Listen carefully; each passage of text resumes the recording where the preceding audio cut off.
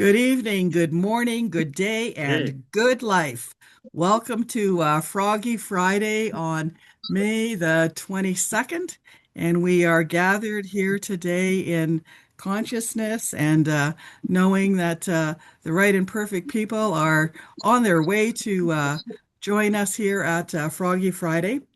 As always, with our Froggy Friday and with everything that we do, all of our classes and workshops, we always like to invite ourselves to get into that space of relaxation and knowing. So I going to call on Reverend Claire, who's going to lead us with an opening prayer and an opening treatment, and then into a guided meditation before we move India, on India. to the rest of Froggy Friday. That's it. India Froggy Friday. Thank you, Pat.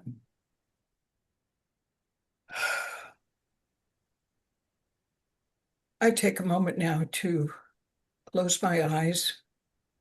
I invite you to close your eyes if you wish, or find something beautiful to look at. Or just take a moment to rest in this stillness,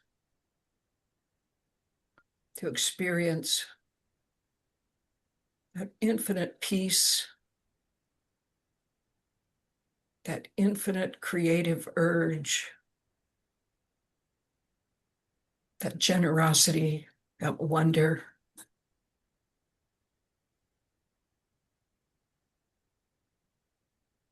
All that we call God, that which cannot be expressed in words, but is all there is, in all and through all, enlivening all, expressing through each one of us.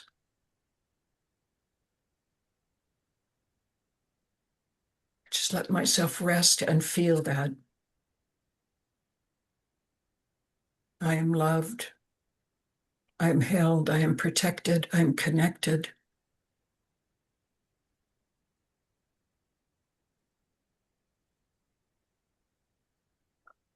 And I know what is true for me is true for everyone, because we are all one.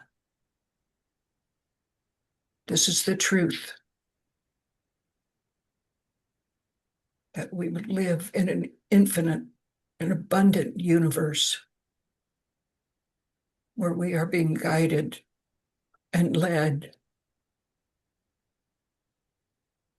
taught, awakened.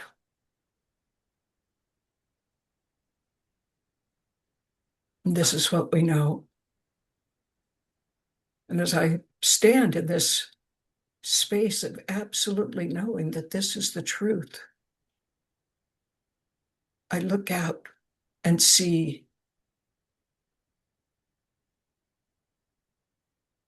wide open possibility, a universe that always says yes. And I accept. We all accept our creative power, our innate ability to bring into form that which we envision.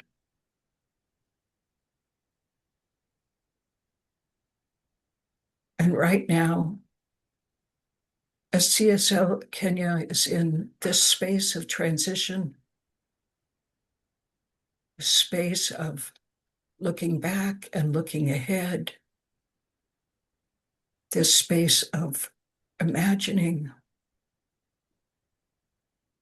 seeing in a new way, opening our hearts to Spirit's highest idea. For this group we call CSL Kenya.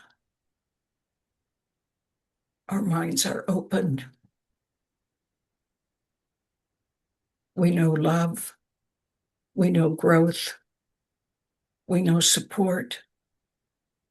We know that the right and perfect people show up at the right and perfect time to provide the guidance, the leadership, as we move into this new phase of our evolution.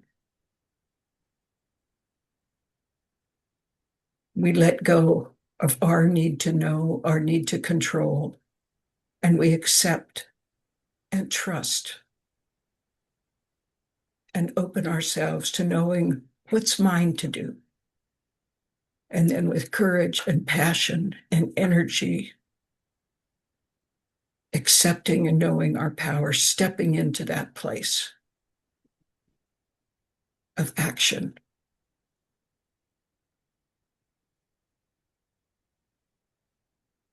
We're so grateful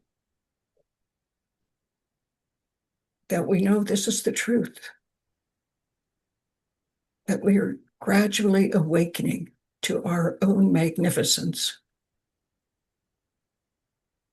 We are grateful for the opportunity to come together, to share, to learn, to teach each other, to care for each other. We are grateful for knowing that we live in infinite good and that we are learning bit by bit as we support each other to open ourselves to that and allow more and more of that good to come in. We are grateful for the technology that allows us to come together.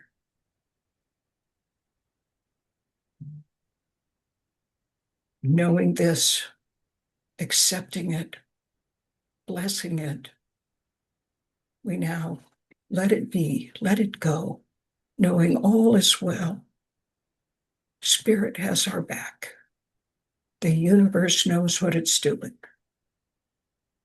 So we let it go and we say together, and so it is, and so it is.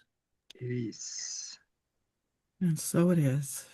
And from this calm place, this place of joy, we go into a quiet time of meditation. We just let our minds be still for a moment. Thoughts come in, concerns, ideas, fears. Just step back and watch them. Reimagine that thought appearing in your consciousness as a bubble, soap bubble floating. And it floats away and pops, and it's gone. And another thought comes, and we just observe it without judgment. Oh, look at that. Look at that old fear coming up again.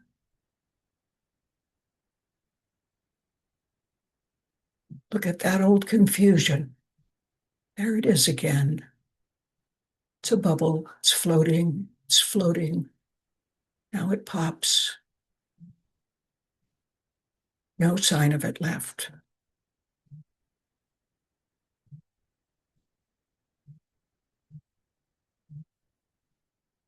We focus on love. We focus on expansion. Perhaps we feel ourselves enclosed as in a loving embrace, an energy holding us, protecting us, knowing only the best for us.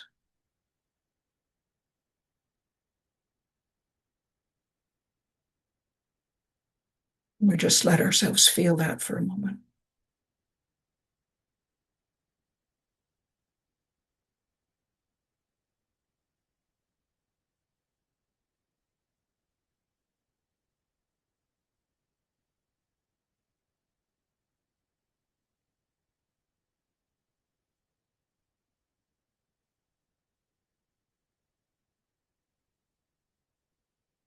In this quiet moment, we remember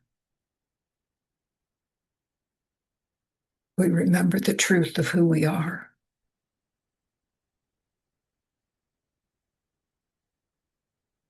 We remember the amazing power we have within us to make a difference.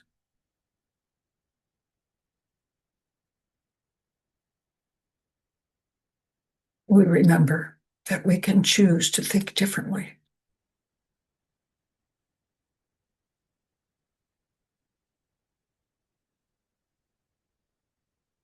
We remember that we are never alone. We are a community.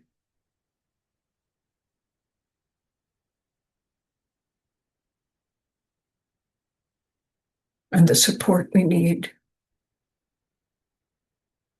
the help we need, the vision we need is showing up right here and right now.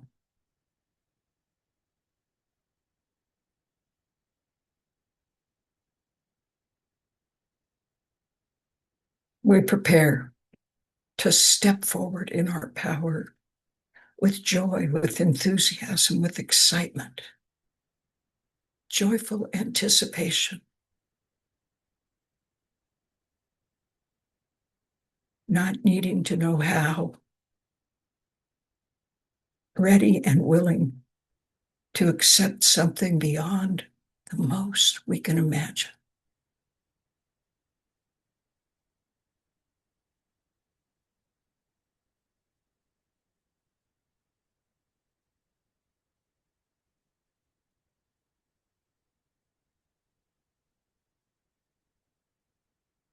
As we end this time of meditation, we remember this space where we are silent for a moment to hear the messages the universe has for us is available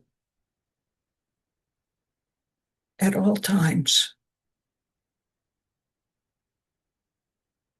And we take the time to go into that space, to feel that love,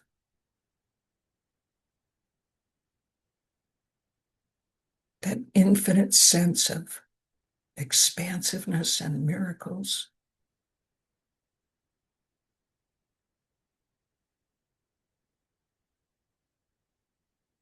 We are gentle, remembering that we are human, and we forget and we fall asleep. And all there is to do is to come back, to remember, to awaken again.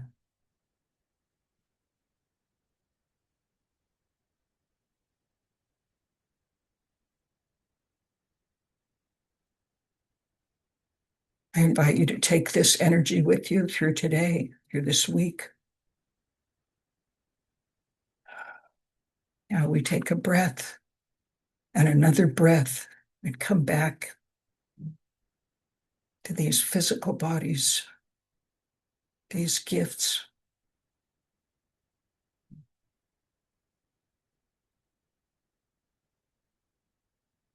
And we let it be, knowing all is well. Back to this space and this day and this time. And we say, thank you, God. And so it is. And so it is. Thank you. Thank you so much. So welcome everyone. Lovely to see everybody's name up on the screen. We have a wonderful speaker today. But before we do that, we always have this song that we sing, and it's called One People. And when we sing it, really, we're just singing the chorus of the song. And so today I thought I would share with you the whole song. that was written by Maury Stearns. This was definitely one of Reverend Connie's favorite songs. So we're delighted to carry on the tradition of still sharing it every week. So I just invite you to sit back and enjoy all of the words to this song of One People, and enjoy the whole thing. And when the chorus comes around, you will recognize the words. And if you would like to join in, please do so. So here we go.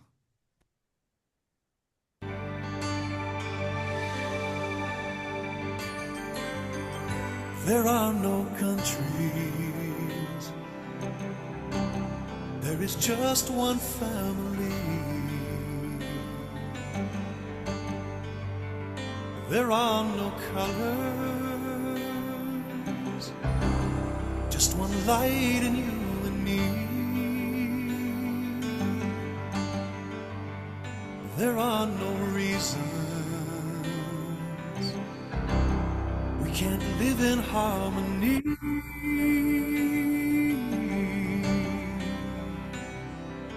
As just one people, in just one world, you and me.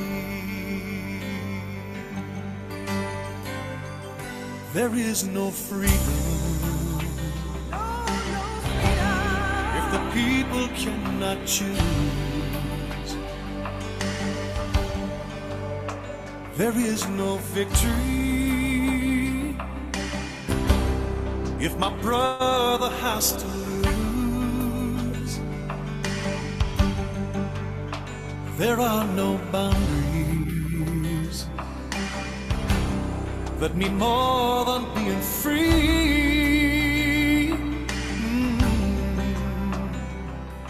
As just one people, in just one world, you and me.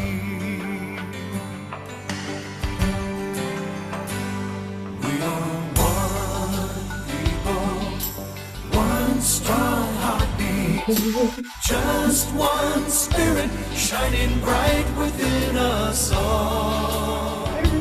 We are a part of one another, born to love each other. When it's all said and done, we are one. The time's upon us,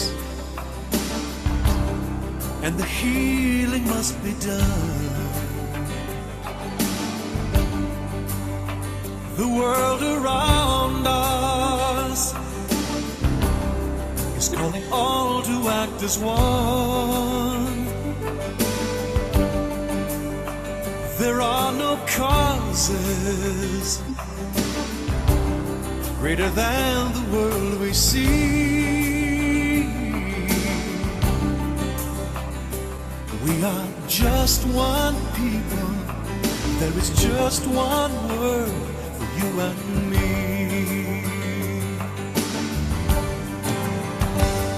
We are one people, one strong people, just one spirit shining bright within us. We are part of one another, born to love each other. When it's all said and done, we are one. Take a look deep in your brother's eyes and tell me what you see. I see the spirit in disguise, just smiling back at me. Oh, we are the world around us, we are part of all we see. Every little thing that you do touches me.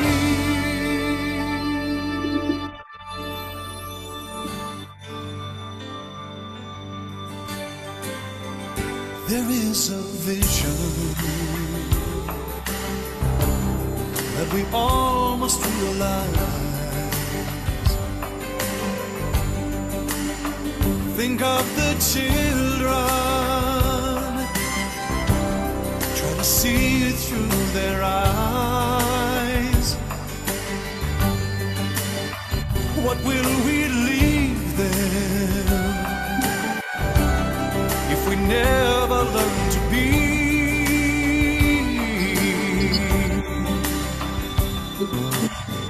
just one people, just one world, you and me.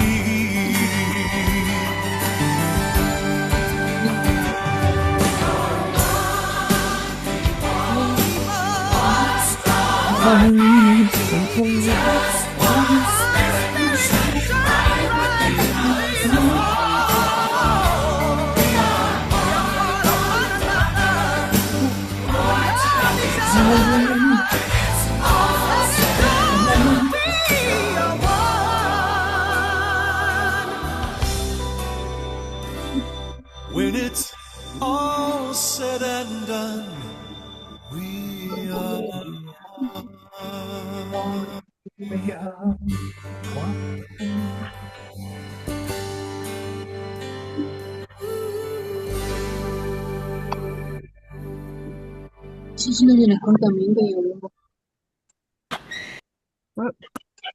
Day starting free printable You can probably still hear that, can't you? And this is me now. Just hang on one second. That's the full song. Give me a moment. I got to get. Program. I feel heavy. There we go. Now I just got to find you all again. There, here we are. Anyways, I love that. It is a little bit long, but those images that they put together when they put that video together are pretty powerful, or I find them very powerful. And I just, yeah, I love the song. Actually, every now and then I just listen to it on my own. And so today we have a very special presentation from our very own Paul, who is going to speak from knowing to living, from knowing to living, the demonstration of truth. So, Paul, I would like to invite you just to take it away. Thank you very much, Reverend Pat, for that intro. I am grateful. And even before I begin, I want to say I appreciate, I like it when the leaders, like now you, Reverend Pat, when things go off, like you are unable to switch off the the recording and the sound. So I say, now this also gives me room to be free and and just to be myself and not to worry that, oh, you might be making mistakes. So I say, no, this is like, thank you. So welcome all. I invite you all to today's talk. And today's talk, I have titled it, From Knowing to Living. I had a number of topics, and one of them that I also wanted to put is, I wanted to call this talk, Stop Studying, Start Living, okay? And I wanted to call it the power of application of science of mind. So, and then I thought, if I say stop studying, I know Reverend Claire will not like that very much, because it's like I'll be chasing away her students. So I just put it a little softly and said, it's from knowing to living. And essentially what I'm hoping to bring out is that the purpose of this teaching, the purpose of the teaching of science of mind, is to put this teaching into practice. It's to put the teaching into practice. So if you already know that, then you don't need to listen to me very much. You don't need to very keenly, but you can just stay on. Most of us who are a student of science of mind, we came to science of mind for various reasons, or as a result of various and different motivations. Some of us accidentally came into the teaching.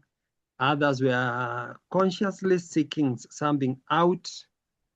Others are just out there to learn and get more information. We have various reasons as to why we came to the teaching of science of mind. However, the founder or the person who consolidated these teachings and called them science of mind or religious science at the time, that is Ernest Holm, had a specific purpose. He had a specific motive. And him, the way from what I have read about him, is that he wanted people to have a better life. He wanted people to experience life more fully. As Jesus had said, by the way, I came so that they can have life and have it to the full. So Ernest Holm also kind of consolidated this teaching so that we who come into this teaching, we who come into this learning can have a more fulfilling life. And that's why he has this saying that there is a power within, and we can all use it. It's a power for our good, and we can all use it. And the key here is to use.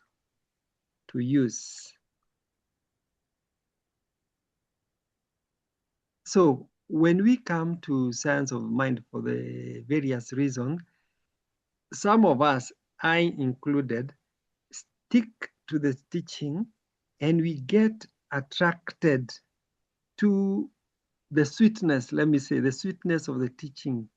We get addicted to listening to the principles. You see, because some of these teaching, they are very new, for example, to me, and they are very thought provocative. And I think why they are like that is because they are the truth. They are very attractive. Even for other people, when you talk about this truth, people sometimes stop and wonder and like to hear more, because the truth is the truth, and it is beautiful, and it is God, so it is sweet. So as we get to know these truths more and more, we kind of get addicted to knowing just the truth and enjoying the truth and feeling good learning about this truth and feeling good being able to talk in terminologies, and feeling good that we can, we belong to a secret society, like we are a group of people who just, so we kind of now get hooked to this and we feel good. Even now, like in this particular moment when we are doing the meditation, thank you very much, Reverend Claire. I mean, I sit there and I'm at peace and I feel good in that particular moment. But now, what Ernest Holm intended was that we not only feel good, we not only enjoy, we not only feed our intellect, but now live this truth. We put this truth into practice so that our lives can have more, can be more meaningful, can be more joyous, can be more abundant. So one of the reasons why we stick to just learning is because it's sweet, it's enjoyable. The principles are nice. So we need to consciously tell ourselves, good as they may, sweet as they may, it's also time to put this into practice. And now, that is one of the reasons. There are other reasons. And the other key reasons as to why we stick to the teaching as opposed to putting it into practice is that at the back of our mind, we all are aware that this teaching also calls us to work. This teaching also says you move your feet. This teaching also calls us to move from the comfort zone to to out there. This teaching also calls us to risk. It calls us to leave what we know and go into the unknown. For example, we just finished one of the classes and about the four by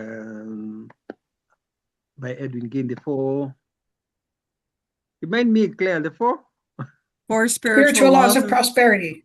Yeah, four spiritual laws of prosperity. Yes, and and one of the law which I struggled with, and I think I'm not through with that, is that you need to tithe.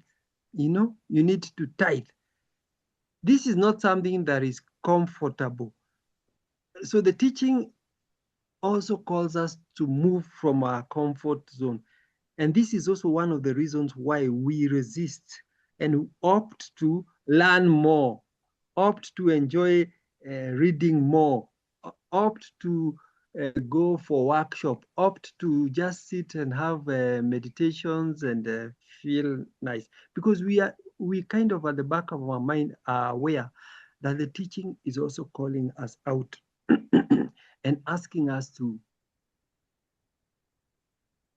leave that you know, and now put that you have learned or you have just understood into practice. And we find that to be challenging. So we go back to the comfort of, oh, no, let me stay where I am. Another reason, and I think this is the third one and the last one that I'm going to talk about, is that, and this is according to me, is that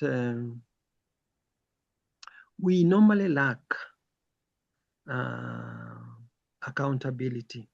We do not share our aspirations with our close ones, with our spiritual mentors, with our prayer partners, with those people that we trust, so that we can be held to account. We get to know the teaching, we learn about the teaching, and then we say we are going to practice. But it would be good if we had somebody to hold us to account. And not only to hold us to account, but somebody that would also kind of help us to remind ourselves of the truth. And that truth is that we are supported. Even when you are risking, even when you are doing something that is not known to you, even when you're being called to tithe, something that you have resistance to, and you have somebody who is holding the high watch for you and telling you, yes, you can start, yes, you can do. That is one of the other reasons, because we are kind of fighting or trying to do what we want to demonstrate on our own. We do not have that support, and that support comes from going to a trusted spiritual partner, and that's why we have the practitioners out here, going to a practitioner and sharing your journey, sharing your desire to demonstrate a specific good with them, and then they can help you to or can hold you to account so that you are able to demonstrate this teaching. So, as I had mentioned there earlier, I wanted to bring this talk as a talk of let us study less. And I don't mean that we shouldn't be studying. Yes, we should be studying very much. Yes, we should go to class. We should learn new things. But let us be people who can put this teaching in practice. I have, since I learned about science of mind, I shared this very much with my wife, Jambi. And what she normally tells me is that you and I found this to be true. She says, you do not have to learn science of mind to be practicing science of mind. Sometimes I tell her this is an excuse you are giving so that you don't go to class. But she says, so long as I am doing that is required and I'm demonstrating, I don't need to say. And I like, sometimes I feel challenged, and she's the one who sometimes challenges me. And sometimes when you have issues, relationship issues, she says, are you forgetting we are one? How comes you are behaving like this? And I'm like, sometimes I feel like telling her, you're not of the science of mind. You keep quiet. Let me talk. But she said, I mean, I don't have to go. So we need now to put more emphasis on practicing this teaching. Practically, what can we do? We can, or I would suggest that we can start immediately. Immediately meaning, here in this setup, amongst all of us who are here, we have enough information, we have enough knowledge of principles to change our lives. There is nothing more. There is there is no any other bigger volume we need to learn. Already, what we know, even what that song was saying, we are one. Just even knowing, even putting that principle into practice is enough. So what we practically do, we can start immediately with just one principle, and say, yes, now enough is enough. I want to put this principle into practice and start practicing it. The other thing that we can do after starting is that we need to be consistent. The teaching is that we demonstrate from our consciousness, subconscious. It's not from the conscious, it's from the subconscious. So, and the subconscious, we feed it by repetition. So if it's a principle that we choose, for example, that we are one, we keep on repeating, not only verbally, but practically, demonstrating that oneness repeatedly. And with time, you will see that now you are demonstrating that, even without being aware that you are demonstrating it, because you are doing it repeatedly. Another practical thing that we can do, which I had alluded to, is that since we are living in a community that is, or in an environment that is not all of it science of mind, sometimes you will be challenged and you will may leave your good intention. So sometimes it's good to look for somebody, a spiritual person, that can help you in this journey, that you can always go back to, and the person can help you to know the truth, especially in this moment when you're in doubt. It's very easy to say we are one. We are one. Very, very, very easy to say that until somebody cons you some money.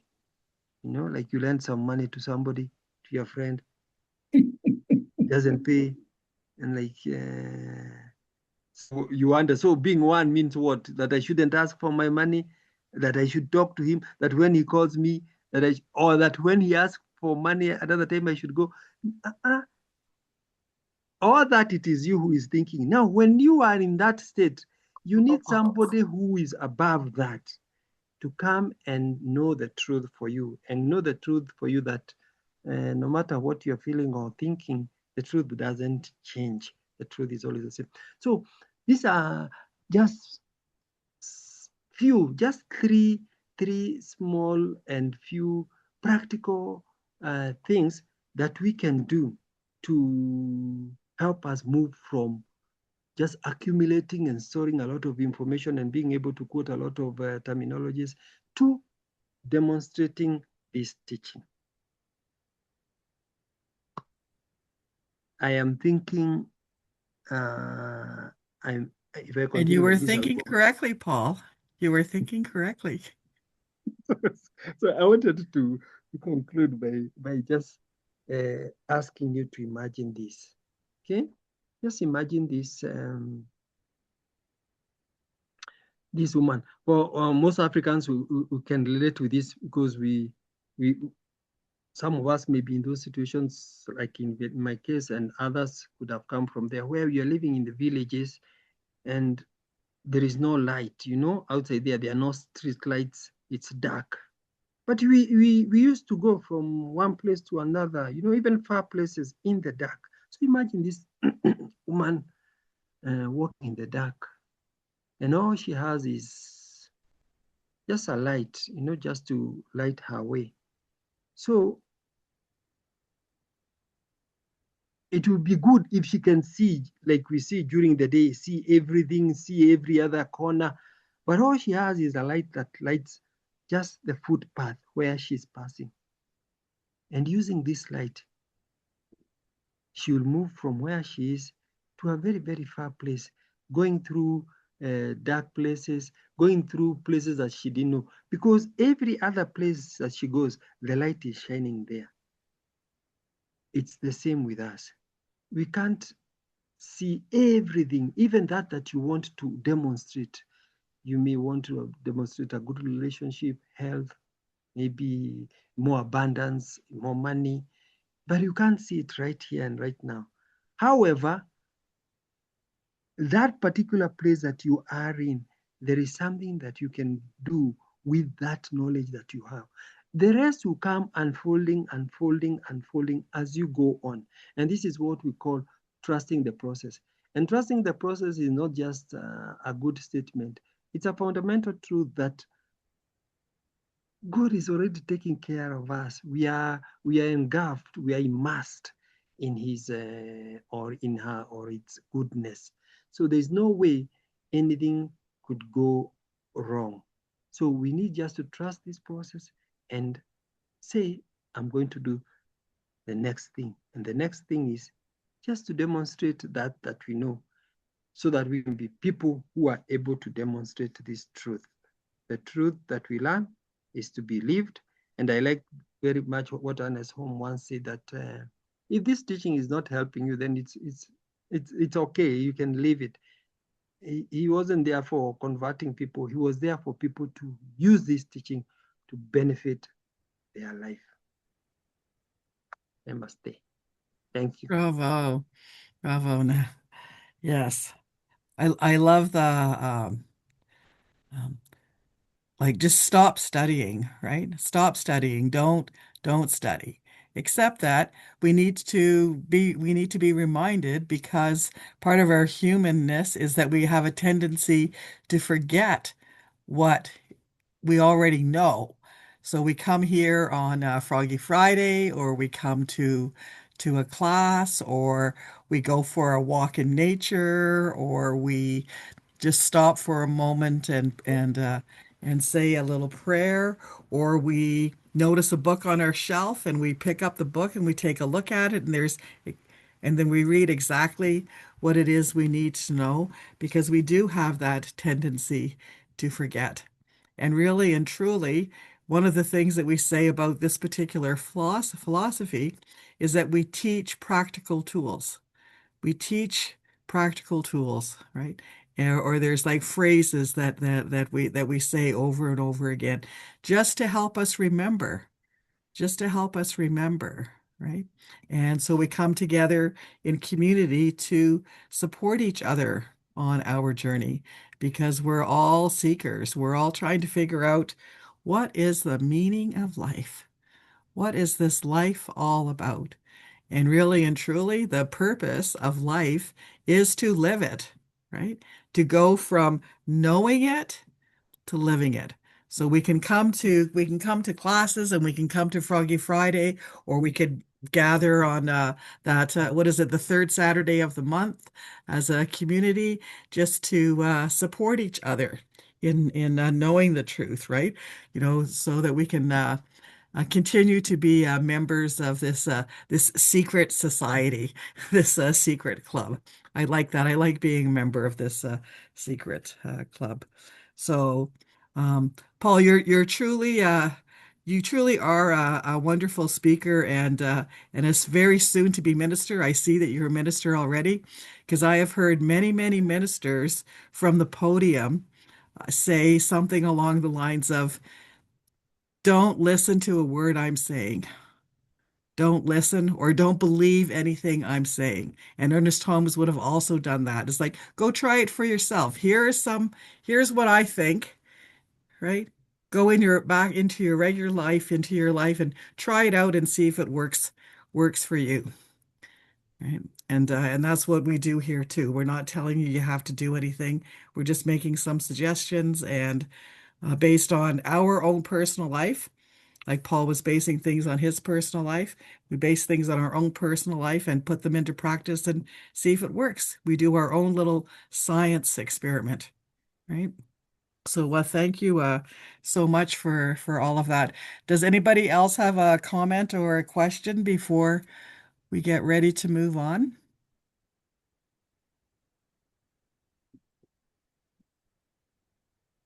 I just want to remind folks that tomorrow there is an opportunity to come together as a community. We are having a town hall meeting at the same time and in this same room. And the meeting is to talk about the next steps for CSL Kenya and the process that's involved for selecting our next spiritual leader. So if you would love to be a part of that, then please come back here tomorrow, same time, same place, same room, and participate in that conversation and help us set the intention for the perfect unfoldment of CSL Kenya as we move into the next incarnation, iteration of what CSL Kenya will look like. I know I will see many of you there tomorrow. I'll be there. Reverend Claire will be there. I know Paul will be there. And just come and join us. You are welcome. Invite friends if they would like to be part of the discussion. They're more than welcome to join us. And so, with that, I would like to invite Christine to do our closing.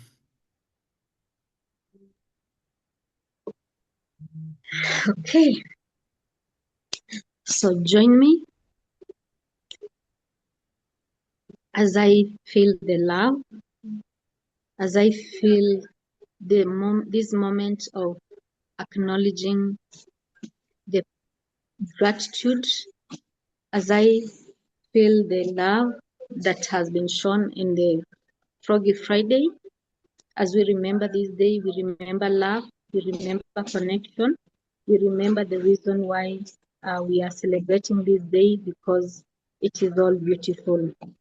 So in this moment, as I recognize the love of the love of our laptops and phones that allows to connect in this moment of Froggy Friday, I give gratitude because of that. I give gratitude even because of all the students who are able to join us at this moment as we remember this Froggy Friday. We remember a special woman, Reverend Connie, who brought this teaching to Kenya, and we embraced it as the community. We remember this moment and we give gratitude for Connie. I give gratitude also for our teachers, Reverend Pat and Reverend Claire, and each teacher who supports us during this journey, especially the classes, the Froggy Friday. And I give gratitude because of our ministerial student, Paul, who was given a very beautiful talk. I'm so grateful because it is a journey of learning and unfolding. It's so beautiful. I give gratitude because of each and everyone, like even as we meet tomorrow for each and everything, I give gratitude because I know Spirit is guiding us and leading us. I give gratitude because of the week that has been amazing and great. And even as we make it to this Friday, as we have been waiting for it, because it is a Friday where all the community member comes so that we can recognize this moment, stay in this moment, feel the presence of this moment, and even remember why we are celebrating Froggy Friday. I'm so grateful. I'm so honored to be part of this journey. I'm so grateful because of the talk of today and the ministers and everyone. As we leave to go back to our homes, those who are traveling, those who are in their safe place, we want to give gratitude because of the week ahead of us, full of good health, full of good blessing, abundant life. I give gratitude. And I release my words of gratitude to the law of mind, knowing that it is already done in the mind of God. And together we say, and so it is. And so it is. We will see most of you tomorrow, and if not, Froggy Friday is the second and fourth Friday of every month. And if you're interested in prosperity and abundance and all things like that, you can join us on the third Friday of the month. So we will see you all soon. Thank you very much.